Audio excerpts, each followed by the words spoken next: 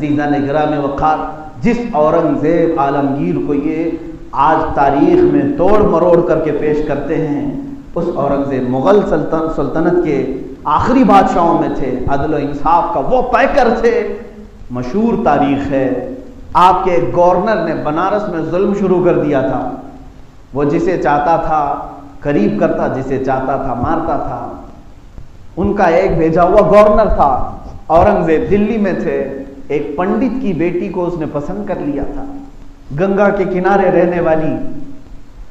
وہ بنارس کا جو گورنر تھا، اس نے اس پنڈت کی 17 سال کی بیٹی یا 18 سال کی قریب کی بیٹی تھی، اس کا حسن و جمال بہت زیادہ تھا، اس کے پیچھے پڑ گیا اور کہا کہ میں اس کو اپنے حرم کی کنیز بناؤں یا اپنے بیوی بنانا چاہتا ہوں۔ پنڈت سے بھی کہا اس کا مذہب الگ ہے، اس کا مذہب الگ ہے، یہ مسلمان ہے اور وہ ہندو ہے۔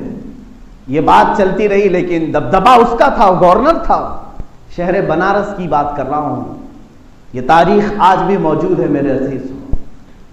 لیکن اب اس پنڈت نے عاجزی کے ساتھ اپنی بیٹی سے کہا، بیٹا یہ لوگ بڑے لوگ ہیں، حکومت ان کے پاس ہے، تخت ان کے پاس ہے، بادشاہ بھی ان کا ہی ہے، سیدھے وہ جو کہہ رہا ہے مان لو، شادی کر لو اور اس کے ساتھ چلی جاؤ۔ وہ آلریڈی کئی شادیاں کر چکا تھا، لیکن اس کی بیٹی نے کہا مجھے نہیں لگتا کہ اسلام اتنا ہلکا ہے، میں چاہتی ہوں کہ یہ معاملہ بادشاہ کے پاس لے جاؤں۔ ادھر اس پنڈت نے اس گورنر سے کہا کہ ہمیں صرف 1 ہفتے کا وقت دے تو ہم تیاری کریں گے، شادی کریں گے۔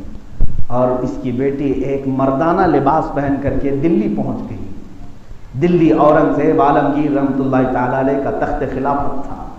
آپ دلی کی جامع مسجد میں جمعہ پڑھا کر نکل رہے تھے، لوگ اپنے اپنے مسافے کے ساتھ اپنی شکایتیں بھی بیان کرتے تھے۔ اس وقت دیکھا ایک لڑکی جو مردوں کا لباس پہن کر کے ہے، کوئی تو نہیں پہچانا، کسی نے نہیں پہچانا اس کو، وہ لڑکا بن کر کھڑی تھی اورنگزیب سے ملنے کے لیے۔ سیدنا اورنگزیب رحمۃ اللہ تعالی علیہ کی نظر جیسی ہی پڑی، آپ نے اپنا رومال دیا اور کہا بیٹی اپنا سر چھپا لو، اپنا سر ڈھانک لو، بیٹی اپنا سر ڈھانک لو۔ وہ لڑکی کہتی ہے جیسی بادشاہ کی زبان سے میں نے بیٹی کا لفظ سنا، مجھے انصاف کی امید جاگ گئی۔ اپنے حکومت کے محل میں آپ نے طلب فرمایا، قصر عدالت میں پوچھا کیا معاملہ ہے۔ اس لڑکی نے واقعہ بتایا، بنارس میں آپ کا بھیجا ہوا جو گورنر ہے وہ ظلم کر رہا ہے اور میرے پیچھے پڑا ہے، زبردستی مجھ سے شادی کرنا چاہتا ہے اور میں نہیں چاہتی۔ اورنگزیب نے کہا جا تیرے باپ سے کہہ دے شادی کی تاریخ فکس کر دے، شادی کرنے کی تیاریاں کر دے۔ اس خاتون نے کہا میں انصاف کے لیے آئی ہوں۔ کہا میں کہہ رہا ہوں تیرے باپ سے جا کر کہہ دے 3 دن کے بعد شادی کر دیں، فوراً نکل جاؤ۔ وہ لڑکی روتے روتے واپس بنارس آئی۔ پنڈت نے پوچھا کیا ملا انصاف؟ کیا میں نہیں کہتا تھا کہ حکومت ان کی ہے، تخت ان کا ہے، طاقت ان کی ہے؟ وہ لڑکی کہتی ہے پھر بھی مجھے امید ہے کہ اس نے مجھے بیٹی کہا ہے، بادشاہ نے مجھے بیٹی کہا ہے۔ 3 دن کے بعد شادی تاریخ ہو گئی اور ادھر وہ گورنر اپنے ہواری مواریوں کو لے کر ڈولی لینے کے لیے آیا۔ بارات لے کر جیسے اس کے گھر آئے، یہ دلہن بن کر سج کر کے گھر سے نکلی، روتی ہوئی جا رہی تھی۔ راستے میں وہ پیسے لٹا رہا تھا، راستے میں ایک فقیر آیا اور اس گورنر سے کہا کہ میں تم سے کچھ بات کرنا چاہتا ہوں۔ اس گورنر نے کہا کیا بات ہے؟ آج ہماری شادی کا دن ہے، عیش کا دن ہے، ہم بات نہیں کرتے۔ اس فقیر نے اپنی گدڑی اتاری تو دیکھا وہ اورنگزیب تھی، بیچ راستے میں اس کو کھینچا، اسی ڈولی پر سے، اسی گاڑی پر سے نیچے اتارا اور کہا کہ تو نے یہاں پر میرے حکومت کے عدل کو داغ لگایا ہے، تیری شکایت لے کر کے ایک بچی اگر دلی تک پہنچ سکتی ہے تو تیرا زندہ رہنا کسی کام کے لائق نہیں ہے۔ اس بنارس کی سرزمین پر تو نے ظلم کی تاریخ رقم کی ہے۔ وہیں سے اسے جلاد کے حوالے کیا اور لوگ اسے گرفتار کر کے بادشاہ کے سپاہی لے گئے اور اس دلہن کی ڈولی واپس اپنے گھر آئی۔ اس کی خوشی کی انتہا نہ تھی اور پنڈت بھی دیکھتا رہا۔ اورنگزیب کو اس نے بلایا۔ یہ میں آپ کو بتا رہا ہوں ہندوستان کی تاریخ، انڈیا کی تاریخ، بھارت کی تاریخ۔ उस पंडित ने अपने घर बुलाया, औरंगजेब तशरीफ लाए, आम लिबास में आए थे। जैसे ही घर में आए तो कहा कि मुझे एक मुसल्ला दे दो, मैं 2 रकात नमाज पढ़ना चाहता हूँ, एक कपड़ा, पाक कपड़ा दे दो। उन्होंने एक पाक कपड़ा दिया, आपने उसी के एक कमरे में 2 रकात नमाज अदा की और निहायत ही बेताबी के साथ कहा, शिद्दत की प्यास है, अगर एक गिलास पानी पिला दो। उन्होंने पानी भी पिलाया। उस वक्त औरंगजेब रहमतुल्लाह ताला अलैह ने फरमाया, बेटी क्या तूने ये समझा था कि मैं अपने गवर्नर के साथ तुझे शादी की इजाजत दे दूंगा? कसम रब्बे जुल जलाल की, जिस वक्त तूने दिल्ली में मुझसे शिकायत की थी, कसम खा लिया था जब तक तुझे इंसाफ ना मिले पानी का एक कतरा भी हलक में ना डालूंगा। 3 दिन गुजर गए, मैंने पानी नहीं पिया है, पहला गिलास पानी का तेरे घर में आज मैंने पिया है। ये था इस्लाम का अदल और इंसाफ, जिसको हिंदुस्तान की तारीख आज भी याद रखती है। और उस पंडित ने देख करके उस दिन ये अहद किया कि मेरे घर इस्लामी बादशाह औरंगजेब ने अगर सजदा किया है तो ऐ बनारस वालों याद रखो, मैं पुजारी हूं, मैं ब्राह्मण हूं, मैं पंडित हूं, लेकिन ये वादा करता हूं कि जिस जगह औरंगजेब ने सजदा किया मैं अपने हाथों से यहां मस्जिद तामीर करूंगा। और वह मस्जिद तामीर हुई। गंगा के किनारे आज भी धरारा नाम की मस्जिद कायम है। इसकी तारीख जाकर पढ़ के देख लो, यह हिंदुस्तान की तारीख है। तुम कहते हो हम जुल्म किए हैं, अज़ीज़ान गिरामी वक़ार, हमने अपने सजदों से यहां अदल को फैलाया है। लोगों के दिलों ने मस्जिदें तामीर की हैं, लोगों के दिलों को जीत करके ये मीनारे बुलंद हुए हैं। किसी ने आज तक, मैं नहीं मानता कि किसी की गर्दन पर तलवार रख करके मस्जिद बनाई गई हो। अगर ऐसी मस्जिद कहीं बनी है तो उस मस्जिद में कहां की रूहानियत, कहां की रूहानियत? हम तो मस्जिदों में दिलों के सुकून के लिए आते हैं, दिलों के करार के लिए आते हैं, महज किसी के घर को तबाह करके। आप कहते हो किसी की जगह पर कब्जा करके मस्जिद बनाना। मसाइल शरिया आज भी किताबों में लिखे हुए मौजूद है।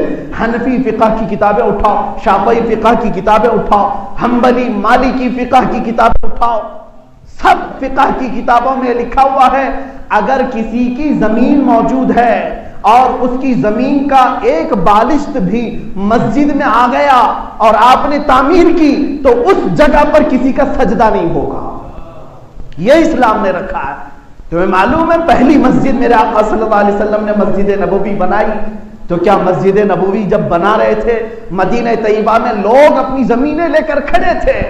साहबा ने कहा कि एक जमीन बहुत अच्छी है, मेरे आका सल्लल्लाहु अलैहि वसल्लम को पसंद आई, पूछा किसकी है? कहा ये 2 लड़के हैं उनकी जमीन है।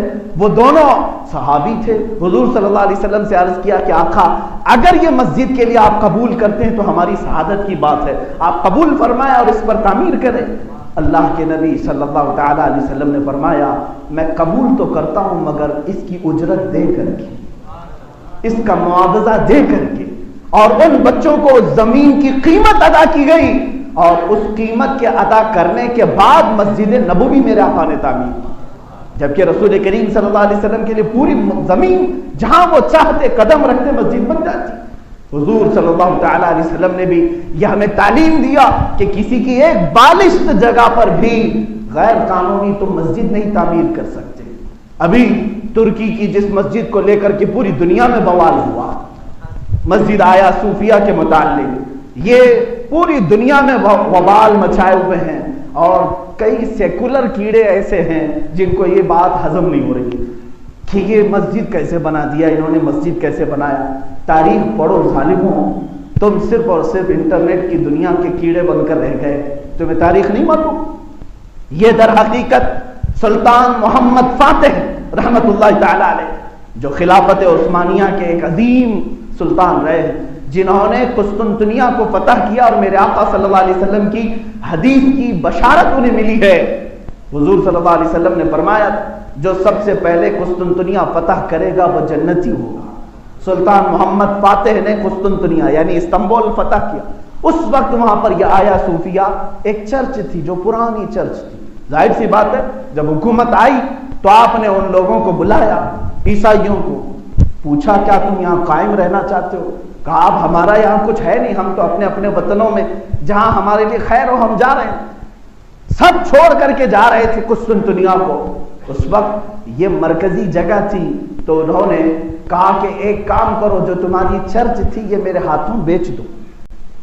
آج بھی چرچ بکتی ہے امریکہ میں، یورپ میں، کینیڈا میں، انگلینڈ میں جا کر آتے کہ آج بھی جب چرچ کے مینجمنٹ والے سنبھال نہیں پاتے تو وہ بولی لگاتے ہیں، اعلان کرتے ہیں کہ یہ چرچ بکائی جا رہی ہے، کوئی خریدنا چاہتا ہے تو خرید لے۔ کئی چرچ، آج کے زمانے کی بات کر رہا ہوں، آج بھی یہ اور بات ہے کہ ہندوستان میں یہاں پر تشدد زیادہ ہے، باہر ملکوں میں آج بھی وہ اپنی عبادت خانے بیچتے ہیں اگر ان کے اوپر بوجھ ہو جائے تو، لیکن مسجد ہم بیچ نہیں سکتے۔ وہاں پر عیسائیوں نے سلطان محمد فاتح کے نام پر وہ چرچ کو فروخت کیا، بیچا، اور اس کے جو سیل ڈیڈ ہے وہ آج تک موجود ہے۔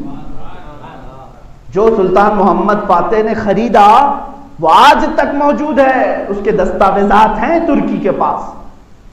یہ 15ویں صدی کی بات تھی، 15ویں صدی سے لے کر 1921 تک، تقریباً یوں سمجھ لیں 500 سال کے قریب وہ مسجد تھی، اس کو تعمیر کیا، مینار بنائے، نمازیں ہوئی، قرآن پڑھا گیا، خلافت عثمانیہ کو ختم کیا گیا 1921 کے قریب میں۔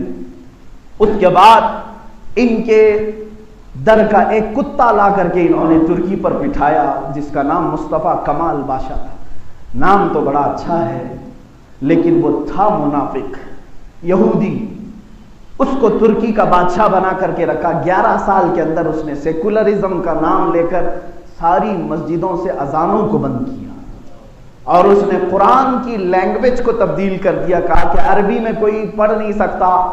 ترکی میں اس نے اتنا سیکولرزم کے نام پر ظلم کیا اور اس کے بعد یہ پابندی لگائی کہ جس کو قرآن پڑھنا ہوگا وہ ترکش لینگویج میں پڑھے گا۔ حجاب کو ختم، مدارس اسلامیہ نہیں چلیں گے، کہیں پر بھی مذہب کے نام پر کوئی بھی مدرسہ نہیں چل سکتا، علماء کو بند کیا گیا، قید کیا گیا۔ 11 سال یہ ننگا ناچ ناچا گیا ترکی میں اور پورے اسلام کو ختم کرنے کی پوری طرح سے کوشش کی۔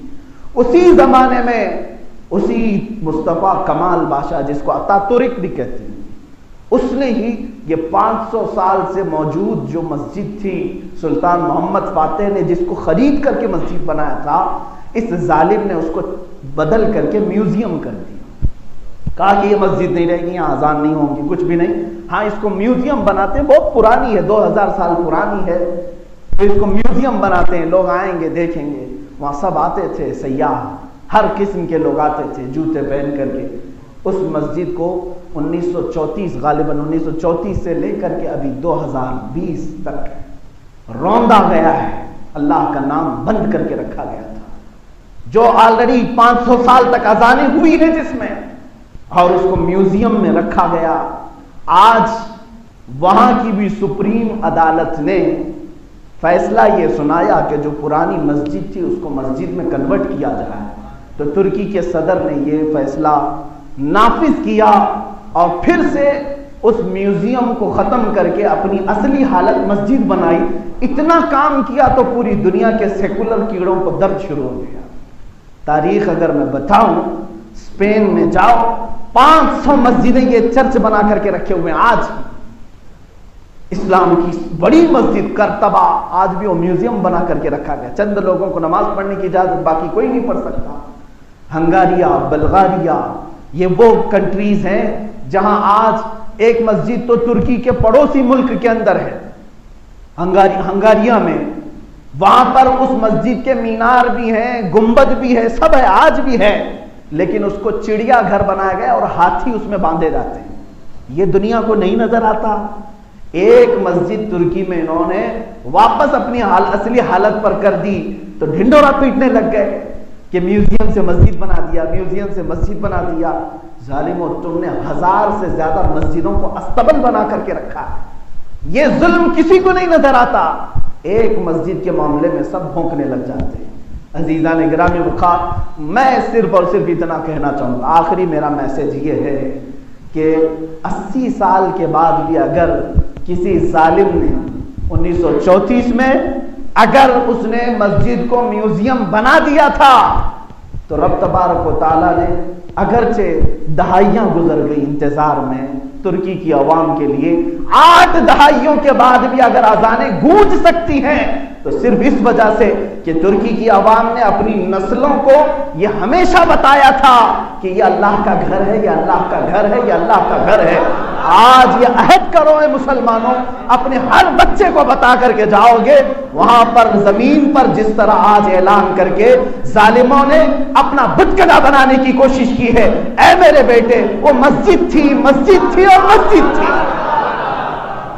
انشاءاللہ العظیم کئی دہائیاں گزر جائیں گی، پھر ہماری نسلوں کو ایک دن اللہ رب العزت کی مدد ضرور آئے گی، اس لیے کہ ہم نے دیکھا ہے اگر ابرہا کعبے کو ڈھانے کے لیے آئے تو مولا ابابیل کو بھی بھیجتا ہے، فرعون ظلم کرے تو سمندر کی طغیانی اسے ختم کرتی ہے، نمرود اگر سرکش بن جائے تو مچھر اسے ہلاک کرتا ہے۔ اے ظالموں، تمہارے پاس آج نہ نمرود کی قوت ہے، نہ فرعون کی قوت ہے، نہ ابرہا کی قوت ہے، یہ تو ٹٹو کے گدھے ہیں، یہ صرف اور صرف کسی کے اشاروں پر چلنے والے ہیں۔ تمہارا انجام بہت قریب ہے، بہت قریب ہے۔ اسی لیے میں نے قرآن کی آیت پڑھی، وَمَا اللَّهُ بِغَافِلٍ عَمَّا يَعْمَلُ الظَّالِمُونَ، تم اللہ کو غافل نہ سمجھنا، جو بھی ظالم کر رہا ہے اللہ اسے خوب دیکھ رہا ہے۔ وآخر دعوانا